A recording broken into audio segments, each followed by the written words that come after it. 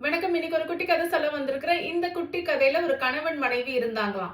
இந்த கணவர் மனைவியுடைய பிறந்த நாளுக்கு ஒரு அழகான பரிசு கொடுத்தாருங்களாம். என்ன பரிசுன்னா, அவங்களுக்கு ஒரு கார் வாங்கி கொடுத்தாருங்களாம். காருடைய சாவியை அவங்க கிட்ட ஒப்படைச்சாருங்களாம்.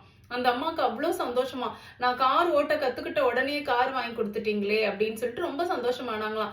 இது மட்டும் அவர் செய்யலையா, காருடைய லைசன்ஸ் ஒரு சின்ன பையில போட்டு அதை கொடுத்தாருங்களாம்.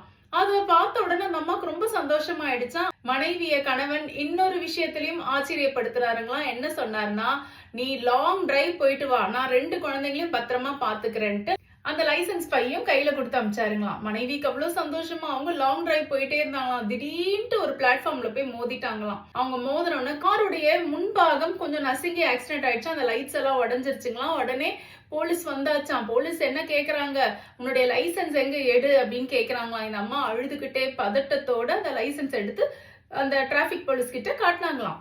அதோட பக்கத்துல ஒரு சின்ன சீட்டு இருந்துச்சாம். என்னடா இது, என்ன சீட்டுன்னு அந்த அம்மா எடுத்து பிரிச்சு படிக்க சமயத்துல அது அவங்களுடைய அன்பு கணவர் எழுதின சீட்டா. அதுல என்ன எழுதி இருந்துச்சுன்னா, நீ லாங் டிரைவ் போ சமயத்துல ஏதோ ஒரு நேரத்துல ஒரு விபத்து ஏற்பட்டு காருக்கு ஏதாவது சேதமா இருந்துச்சுன்னா, தயவு செஞ்சு பயப்படாத, அழாத, நான் உன்னை எதுவுமே சொல்ல மாட்டேன், எனக்கு நீதான் முக்கியம், காருன்றது ஒரு பொருள் தான், அது சேதமானா சேதமாகட்டும், நீ நல்லா இருக்கிறல, எனக்கு அது போதும், நீ தைரியமா இரு, தைரியமா ஓட்டு அப்படின்னு எழுதி இருந்துச்சான். இத பார்த்து அந்த அம்மாக்கு கண் கலங்கி ஓன அழ ஆரம்பிச்சுட்டாங்களாம். எல்லாரும் அந்த அம்மாவை வேடிக்கை பார்க்க ஆரம்பிச்சுட்டாங்களாம்.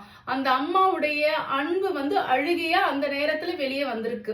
இந்த குட்டி கதை நமக்கு என்ன பாடம் சொல்லி கொடுக்குதுன்னா, பொருட்களை நேசிக்க வேண்டும், மக்களை பயன்படுத்தி கொள்ள வேண்டும், அப்படி இல்லாம மக்களை நேசிக்க வேண்டும், பொருட்களை பயன்படுத்திக்க வேண்டும்னு சொல்லி கொடுக்குதுங்க.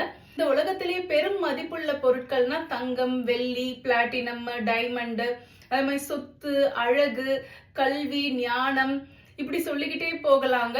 ஆனா என்ன பொறுத்த வரைக்கும் இந்த உலகத்திலேயே ரொம்ப ரொம்ப மதிப்புள்ள ஒரு விஷயம் என்னதுன்னா அன்பு மட்டும்தான்.